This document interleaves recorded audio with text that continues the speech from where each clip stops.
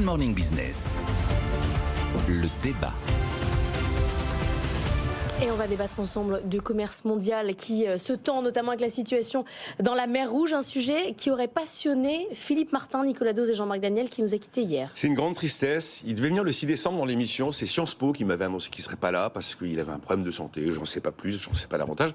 C'était un économiste très éclairant, avec énormément d'humilité, personnage que j'appréciais énormément, qui venait régulièrement dans l'émission. Il avait quand même également mis ses connaissances et son travail au service de l'intérêt général en tant que président du Conseil d'analyse économique. Il y a eu quand même des travaux que je garde en mémoire sur quelles seraient les bonnes réformes de l'assurance chômage, quelles futures règles budgétaires il faudrait installer pour l'Europe, ou encore une prise de position très claire, notamment sur les fameux impôts de production. Il y avait aussi toute la partie politique du personnage, puisqu'il a quand même œuvré avec Emmanuel Macron. Il en a été le conseiller à Bercy en 2015. Il a travaillé à son programme économique en 2017. Et puis, en 2012, il avait déjà signé un appel d'économistes, cette fois-ci, en faveur de François Hollande. Et je note qu'il avait reçu le prix du jeune économiste la même année que Thomas Piketty, décerné par le Cercle des économistes. À cette époque-là, il était à la Réserve fédérale de New York et il a été le nombre d'hommages rendus à Philippe Martin depuis hier sur X notamment, là où Sciences Po a annoncé la nouvelle, c'est absolument phénoménal de voir des hommages venus du monde entier, qu'ils soient en français, en anglais. Et il y a notamment Stéphanie Stancheva, qui est jeune, meilleur économiste il y a 2 ans, qui a salué son mentor du CAE, et c'est une vraie perte effectivement pour la science académique. Jean-Marc ? Oui, je me joins évidemment à l'éloge que vient de faire Nicolas, c'est une grande perte. Sur le plan strictement académique, il s'était distingué par 2 domaines de réflexion. Un premier domaine qui était le commerce international, il était très impliqué, sa thèse était sur ce sujet, et il avait repris tous les travaux de gens comme Léon Tief et tout ça, donc il s'était vraiment inscrit dans une démarche intellectuelle qui est une démarche intellectuelle assez porteuse en économie. Et puis le deuxième domaine, c'était effectivement la macroéconomie. Il était très engagé sur le plan politique, mais quand on participait à des colloques avec lui ou qu'on relisait des papiers, il m'est arrivé de relire des papiers dans un cadre académique qu'il faisait. D'abord, c'était dans un anglais très agréable. Il parlait parfaitement l'anglais, ce qui en économie est une assez bonne chose.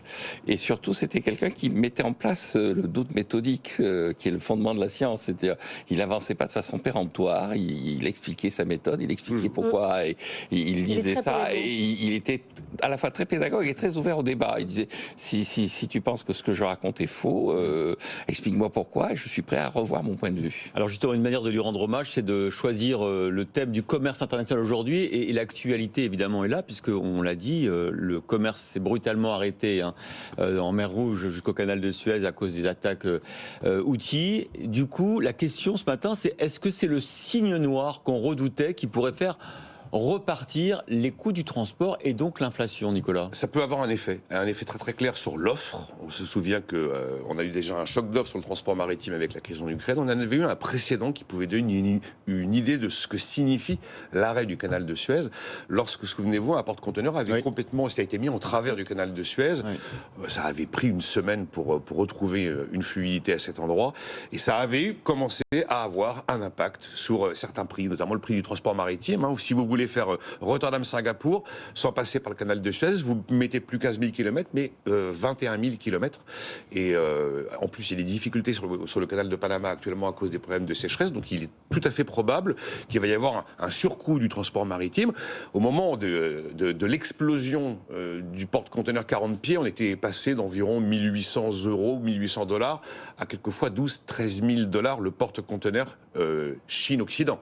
C'est donc, ça a été un vrai choc. Si on connaît un choc comme celui-ci, ajouté à un choc sur le prix du baril de pétrole, car il y a à peu près 5 millions de barils jour qui passent par la mer Rouge, vous avez 2 éléments constitutifs d'un choc sur les prix, sur l'offre. Alors en plus, domaine sur lequel les politiques monétaires sont évidemment totalement désarmées, parce que vous pouvez toujours monter les taux d'intérêt, ça vous réduit pas les kilomètres de transport en maritime et le nombre de barils disponibles. Jean-Marc Daniel, ça pourrait être un vrai choc inflationniste ? Non, je pense pas. Non, je pense que si on compare les chocs précédents, il y a eu un vrai choc quand le port de Shanghai a été bloqué parce qu'à ce moment-là, vous avez une raréfaction brutale de l'offre. C'est-à-dire l'offre a diminué parce que les bateaux étaient dans le port de Shanghai et ne pouvaient pas être débarqués à cause de la politique de confinement mise en place par les autorités chinoises. Là, vous allez avoir à un moment donné un surcoût. Les compagnies maritimes qui sont assez souvent en assez grande concurrence vont en partie absorber le choc.